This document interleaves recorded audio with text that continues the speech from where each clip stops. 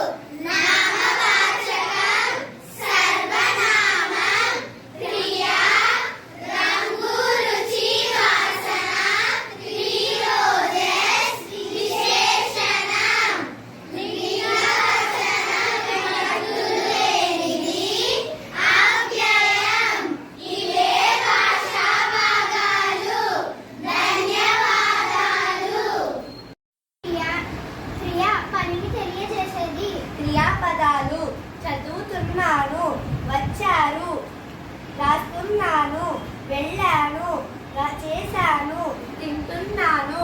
క్రియలు రెండు రకాలు. మొదటిది సమాపక క్రియ, రెండవది అసమాపక క్రియ. సమాపక వాక్యంలో క్రియ పూర్తి అయిన వాటిని సమాపక క్రియ అంటారు. అసమాపక వాక్యంలో క్రియ పూర్తి అవ్వని దానిని అసమాపక క్రియ అంటారు. సమాపక క్రియాపదాలు వెళ్ళాను, తిన్నాను, చదివాను, చూశాను, ఆడాను, కొట్టాను, వచ్చాను, తిట్టాను, పొగిడాను, కొన్నాను, తెచ్చాను, ప్రారంభించాను, త్రవ్వాను, కట్టాను, పోట్లాడాను. అసమాపక క్రియాపదాలు త్రవ్వితే, చదివితే, కొంటే, తెస్తే, వెళ్తే, తింటే, కొడితే, ఆడితే, చూస్తే, కడితే, తిడితే, పోటాడితే, రాస్తే, పని చేస్తే, నడిస్తే. సవర్ణ దీర్ఘ సంధి సూత్రం. ఆ ఈ ఉ అరులకు ఆ ఈ ఉ అరులు పరమైన వని దీర్ఘములు. ఆ ఈ ఊ అరు ఏకాదేశంగా వస్తాయి. అదే సవర్ణ దీర్ఘ సంధి సూత్రం. ఆ ఈ ఊ అరులకు ఆ ఈ ఊ అరులు పరమైన వని దీర్ఘములు. ఆ ఈ ఊ అరు ఏకాదేశంగా వస్తాయి.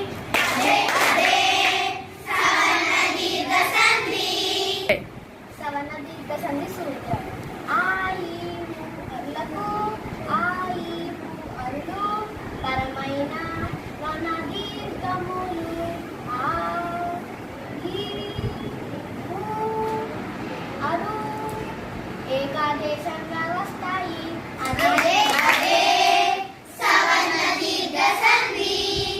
సవర్ణ దీర్ఘ సంధి సూత్రం. ఆ ఈ ఊ అరులకు ఆ ఈ ఊ అరులు పరమైన వన దీర్ఘములు. ఆ ఈ ఊ అరు ఏకాదేశంగా వస్తాయి. అదే సవర్ణ దీర్ఘ సంధి. ఉదాహరణ సూక్తి సు ప్లస్ ఉక్తి.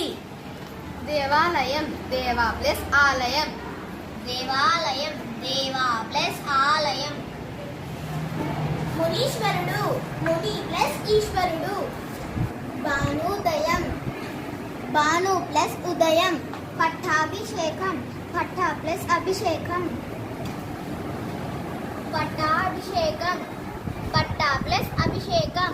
రామాలయం రామ ప్లస్ ఆలయం. భానుదయం భాను ప్లస్ ఉదయం. పట్టాభిషేకం పట్ట ప్లస్ అభిషేకం. రామాలయం రామ ప్లస్ ఆలయం. మునీశ్వరుడు ముని ప్లస్ ఈశ్వరుడు. పట్టాభిషేకం పట్ట ప్లస్ అభిషేకం.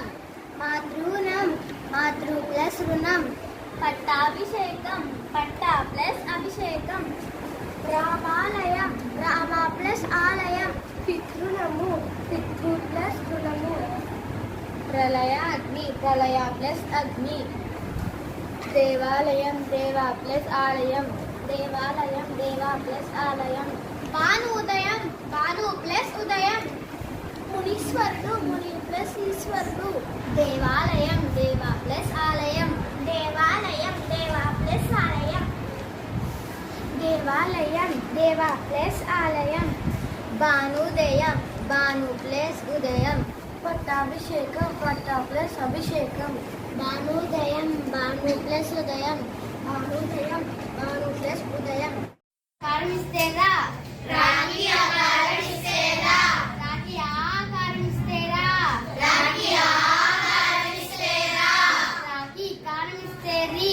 రాఖీ కారణిస్తేరి. రాఖీ కారణిస్తేరి.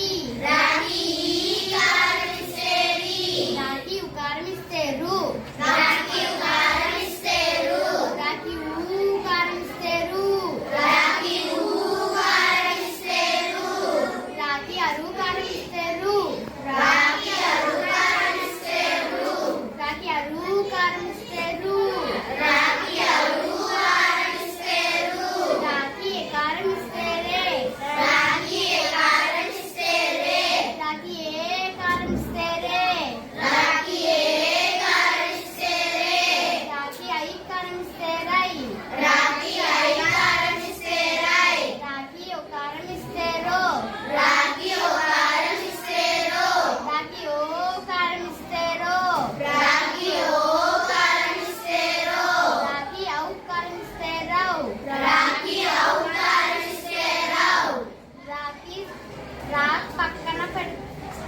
రా పక్కన సున్నా పెడితే రం.